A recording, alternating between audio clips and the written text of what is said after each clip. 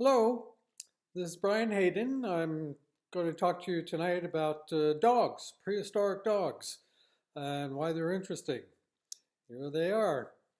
Um, dogs, dogs are really interesting for archaeologists because they're the first domesticated animal that we have, and it was domesticated very interestingly about 30,000 years ago, according to the latest analysis. And that was in the Upper Paleolithic in Europe. Um, as the first domesticate, there are lots of theories about domestication and why people domesticated animals and plants. Um, and most of those have to do with food. That is, animals and dogs were, well, animals at any rate, were domesticated for food. but Dogs weren't, I think everybody's agreed that dogs were not domesticated because people were eating them. They were domesticated for social reasons. And this is very interesting because I think we can make the same argument for other kinds of animals, including pigs and cattle and sheep. That is, they were prestige items. It was a prestige kind of food that people used for important events or to show their prestige and their important status and their wealth. Um, and so we find that throughout the world, pigs and cattle and sheep are used for important events like marriages and creating alliances with other groups or funerals or uh, important political events. At any rate, that's another topic we can talk about another time. We're here to talk about dogs tonight. Um, the first dogs, as I mentioned, were um, uh, analyzed from the Upper Paleolithic about 32,000 years ago. And you can tell dogs from wolves because dogs have a shorter snout uh, and the snout is broader as well. It's not as narrow as wolves where you want to get into the bush and ferret out animals. The domesticated dogs also have a smaller skull, much smaller. So wolves are big, domestic dogs are smaller, and the cranium is a little bit wider as well. So it's pretty easy to tell them apart. Now, I mentioned that we think that they were used for or domesticated for prestige purposes, but they weren't the only animals that were used ethnographically for prestige purposes. And even today, special breeds of dogs are very high status items. The Romans bred special dogs for hunting. They were very costly.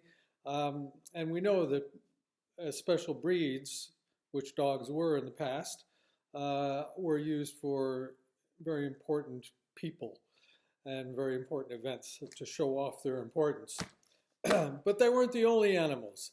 We know ethnographically that high status individuals also kept other kinds of pets, including eagles and crows and geese and hawks and turkeys and foxes and coyotes and marmots and raccoons and even deer and moose and bison and even bears too, and of course wolves, which later became dogs. So all of these were prestige items, and interestingly, as I mentioned, the context where these appear first are in the Upper Paleolithic, Aurignacian, and other cultures of the time period. Now, these are exactly the same groups that I was mentioning before, were probably complex hunting and gathering societies, and it's among those complex hunting and gathering societies where you get surpluses developing and wealth and status distinctions and social inequalities, including a lot of competition and prestige displays. So the dogs being domesticated at that time fit right in. It's also important to point out that Karen Lupo has done studies on how much it costs to keep dogs among hunting and gathering societies.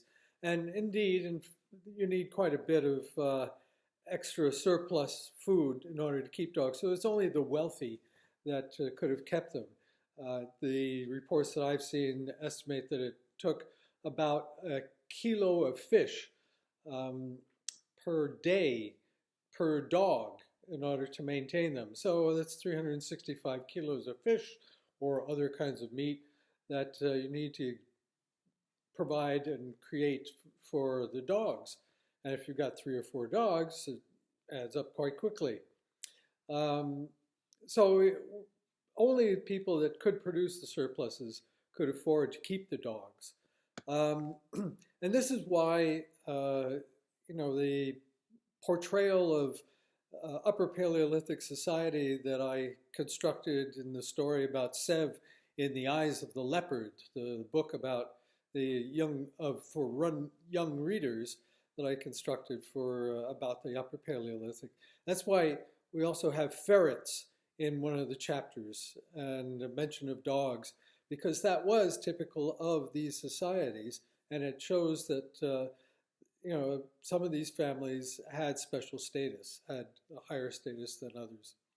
At any rate, if you're interested in those things, I hope you look into dogs a little bit more in detail. I dug some storage pits in British Columbia, in the interior of British Columbia, with the remains of about 10 dogs in them. So I've been interested in them for quite a while. But at any rate, if you're interested in seeing what the rest of the society was like, pick up a copy of The Eyes of the Leopard, and I hope you enjoy it. Okay, take care. I'll talk to you next time. Bye.